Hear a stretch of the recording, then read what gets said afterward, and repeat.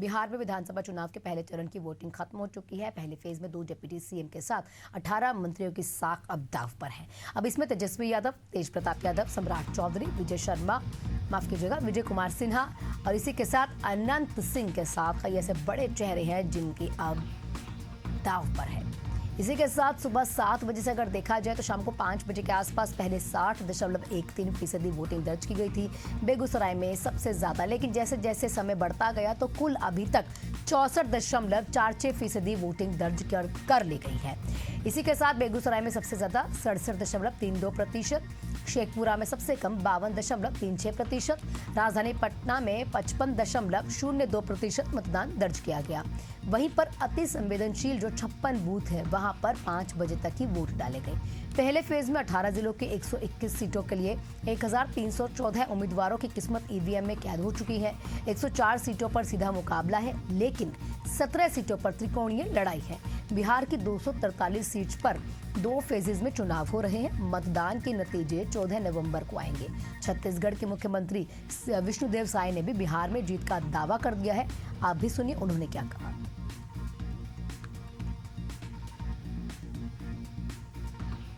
बिहार में भी एनडीए की स्पष्ट बहुमत की सरकार बन रही है।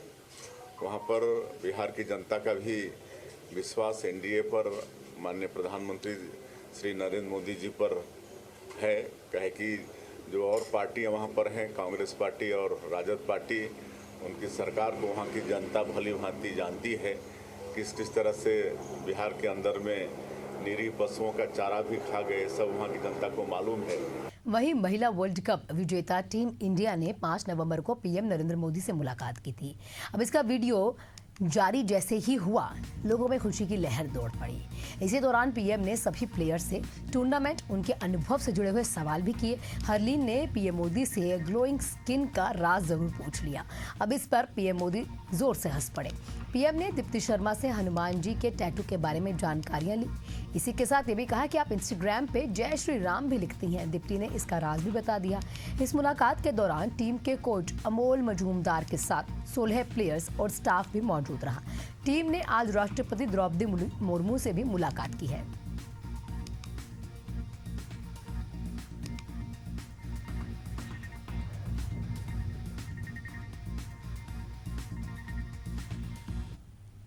बिलासपुर में रेल हादसे का डर फिर से अब जीवित हो चुका है।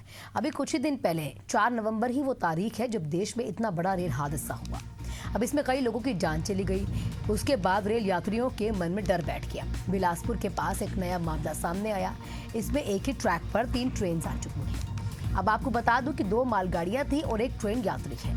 ये घटनाक्रम कोटमी सोनार, इसी के साथ जयराम नगर स्टेशन के बीच हुई है। ये सब उस समय हुआ जब यात्री ट्रेन पर सवार थे। ट्रेन चल रही थी, अचानक से उसके आगे और पीछे दोनों ओर मालगाड़ियां खड़ी हो जाती हैं। यानी कि यात्री ट्रेन के बीच में फंस गए, ट्रैक के बीच में फंस गए। आप समझिए, आगे मालगाड़ी और पीछे मालगाड़ी थी। एक ही ट्रैक पर 3 ट्रेन जैसे ही आते हैं तो लोगों में अफरा तफरी का माहौल हो जाता है, और अगर थोड़ी सी चूक और हो जाती तो एक बड़ा हादसा हो जाता है। जब यात्रियों को पता चला कि आगे और पीछे मालगाड़ियां हैं तो ट्रेन में हड़कंप मच गया। लोग डर गए। कई यात्रियों ने सोचा कि अब होगा क्या। कुछ लोग चिल्लाने लगे, कुछ लोग प्रार्थना करने लगे। कई यात्रियों ने ट्रेन से नीचे उतरने का फैसला किया और डर के मारे पटरी पर कूद पड़े। कुछ लोग अपने सामान के साथ भागे तो कुछ बिना सामान के। महिलाएं और बच्चे ज्यादा डरे हुए थे।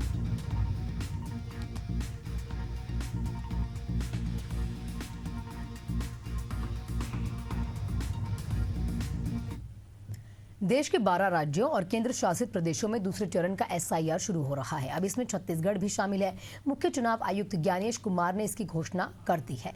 एसआईआर को लेकर छत्तीसगढ़ भी पूरी तरह से तैयार है। इसको लेकर बीजेपी के प्रदेश कार्यालय में बैठक का दौर जारी है। तो वहीं और दूसरी तरफ अगर देखा जाए तो कांग्रेस भी कई मुद्दों को लेकर अड़ चुकी है। कांग्रेस के नेता कहते हैं कि पार्टी जनता के साथ खड़ी है। प्रदेश कांग्रेस कार्यालय में गुरुवार को एसआईआर के मुद्दे पर कांग्रेस के पदाधिकारियों की बैठक आयोजित की गई। बैठक में प्रदेश कांग्रेस अध्यक्ष जीतू पटवारी, संगठन प्रभारी संजय कामले, पूर्व विधायक शैलेंद्र पटेल, इसी के साथ चुनाव कार्य प्रभारी जेपी धनोपिया भी शामिल हुए। बैठक के बाद प्रदेश अध्यक्ष जीतू पटवारी ने यह बताया कि एसआईआर को लेकर कांग्रेस की ओर से 8 नवंबर को प्रेस कॉन्फ्रेंस आयोजित की जाएगी।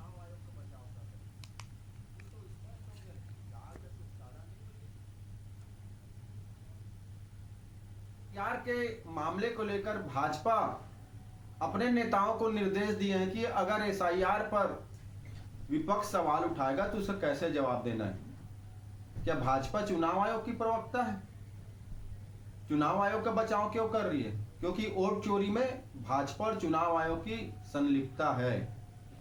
और जिस प्रकार से वोट चोरी उजागर होने के बाद मोदी सरकार के मंत्री और भाजपा के बड़े नेता तिल मिला रहे हैं, चुनाव आयोग का बचाव कर रहे हैं, ये तो स्पष्ट हो गया है दाल में कुछ काला नहीं बल्कि पूरी दाल काली है। जो देश में मत के अधिकार को बचाना सबसे बड़ी आज दायित्व है, सबसे बड़ी देशभक्ति है। और मत के अधिकार को बचाने का दायित्व अगर एकमात्र कोई पार्टी है वो कांग्रेस पार्टी है।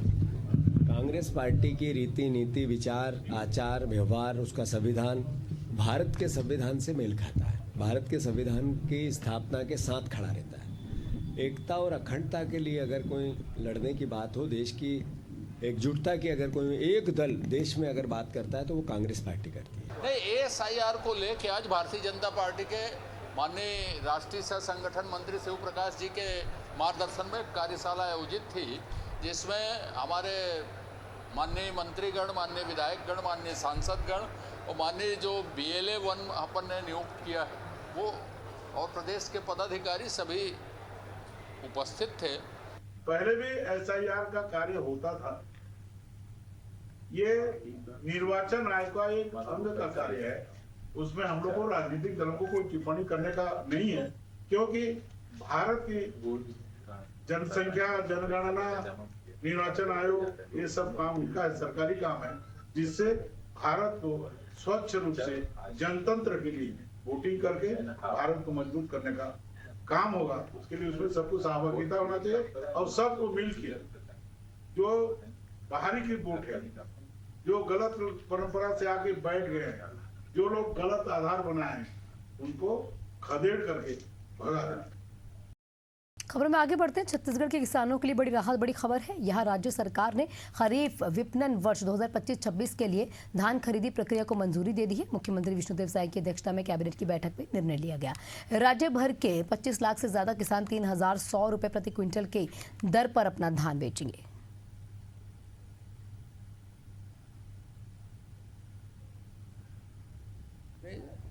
इस बार बहुत ही बम्पर जो है क्रॉप हुई है, धान की फसल बहुत अच्छी है और इसको देखते हुए प्रदेश सरकार के द्वारा पूरे प्रदेश भर में इसकी अच्छी व्यवस्था कैसे हो सके, चाक चौबंद इसकी व्यवस्था किया गया है। और जैसे कि आप सबको मालूम है कि 15 नवंबर से हम लोग का घोषणा है, 15 नवंबर को चूँकि छुट्टी का दिन पड़ रहा है, उस दिन हम लोग पूजा पाठ तो करेंगे।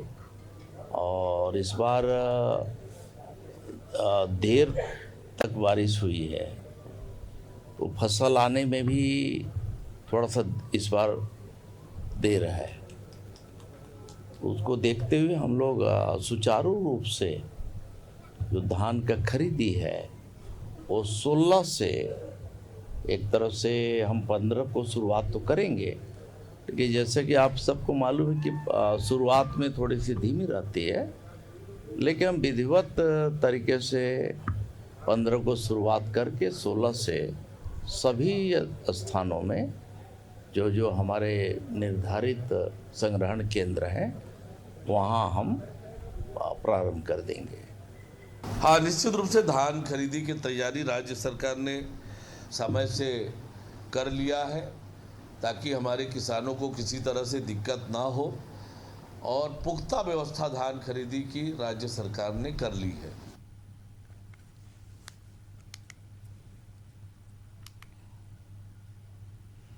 पीसीसी चीफ दीपक बैज ने बिलासपुर रेल हादसे को लेकर गंभीर सवाल उठाए हैं। उन्होंने कहा कि यह हादसा पूरे प्रदेश को झकझोर देने वाला है। 11 लोगों की यानी कि 11 यात्रियों की मौत और कई यात्री घायल, घटना बेहद दुखद और चिंताजनक है। दीपक बैज ने आगे कहा कि यह हादसा रेलवे की गंभीर लापरवाही और सुरक्षा तंत्र की नाकामी का नतीजा है। में रेल हादसा हुआ है, मैं समझता हूं कि विभाग की बड़ी लापरवाही है कि एक उसी ट्रैक से मालगाड़ी को परिचालन की अनुमति दी जाती है, मालगाड़ी खड़ी रहती है और उसी ट्रैक से आखिर क्यों यात्री ट्रेनों को परिचालन की अनुमति दी गई? रेलवे विभाग की सुरक्षा कवच कहां है? जो केंद्र सरकार बड़ी बड़ी दावा करती है कि हम एक्सीडेंट को रोकने के लिए नए तकनीक से सुरक्षा कवच हम लोगों ने तैयार किए हैं। आखिर छत्तीसगढ़ की कितने ट्रेनों में सुरक्षा कवच है? बिलासपुर की ट्रेनों में सुरक्षा कवच क्यों नहीं थी? ये डबल इंजन सरकार की फेलियर की वजह से ये घटना घटी और जो मृतक जिनकी मृत्यु हुई है उनको शासन प्रशासन रेलवे विभाग 1 करोड़ रुपए का मुआवजा देना चाहिए और उन्हें नौकरियां भी देनी चाहिए। जो घायल हुए हैं उनको भी 50 लाख की मुआवजा देना चाहिए और समुचित इलाज की व्यवस्था करनी चाहिए। SIR 12 राज्यों में शुरू हो चुकी है, हमारे छत्तीसगढ़ में भी शुरू हो चुकी है, लेकिन SIR जो BLO हैं उनको 1 महीने के अंदर में सभी मतदाताओं के घरों में पहुंचना है, जबकि अब तक उनका ट्रेनिंग भी नहीं हुआ है। हरियाणा के चुनाव में लगभग 25 लाख की वोट चोरी हुई और वोट चोरी से हरियाणा की भारतीय जनता पार्टी की सरकार बनी है और ये सरकार वोट चोरी से बनी है। इसका खुलासा हमारे नेता माननीय राहुल गांधी जी ने कल पूरी देश के जनता के सामने किया है। किसानों की पंजीयन के लिए एग्री स्टेक पोर्टल जो बनाया है वो छत्तीसगढ़ में सक्सेस नहीं है। किसान अभी भी 5 लाख से अधिक किसान पंजीयन से वंचित हो चुके हैं, पंजीयन नहीं करा पा रहे और धान कटाई और बेचने का समय आ चुका है। ऐसे में लाखों किसान धान बेचने से वंचित रहेंगे। जो बिलासपुर है बात रायपुर की करेंगे। रायपुर में महादेव घाट कॉरिडोर का काम दिसंबर से शुरू होने जा रहा है। नगर निगम ने 19 करोड़ 99 लाख रुपए की लागत से इसके लिए टेंडर अब जारी कर दिया है। योजना के तहत आकर्षक प्रवेश द्वार, लैंडस्केपिंग और शेड वॉकवे का निर्माण किया जाएगा। पूरे कॉरिडोर में LED लाइट्स के साथ साथ सोलर लाइट्स लगाई जाएंगी। इससे ऊर्जा की बचत हो सकेगी। श्रद्धालुओं के लिए आधुनिक सुविधाओं वाला परिसर और दुकानों के पुनः स्थापन के साथ साथ यह कह सकते हैं कि पुनर्व्यवस्थाओं के साथ साथ स्थानीय लोगों के लिए भी नए रोजगार के अवसर खुलेंगे।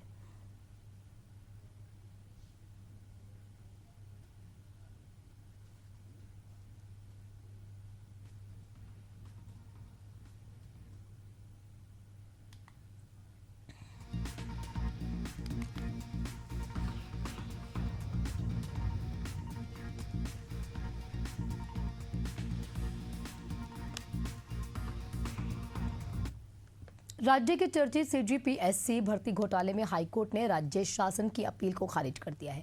अब इससे शासन को बड़ा झटका लगा। इस फैसले के चलते चयनित और निर्दोष अभ्यर्थियों के लिए DSP और डिप्टी कलेक्टर की नियुक्ति का मार्ग साफ हो चुका है।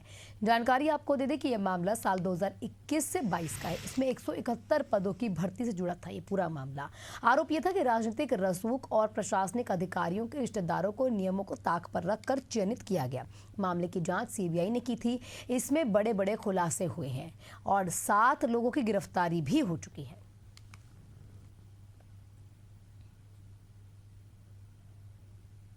मथुरा में चल रहे ब्रिजराज उत्सव में मथुरा के सांसद और एक्ट्रेस हेमा मालिनी ने शिरकत की।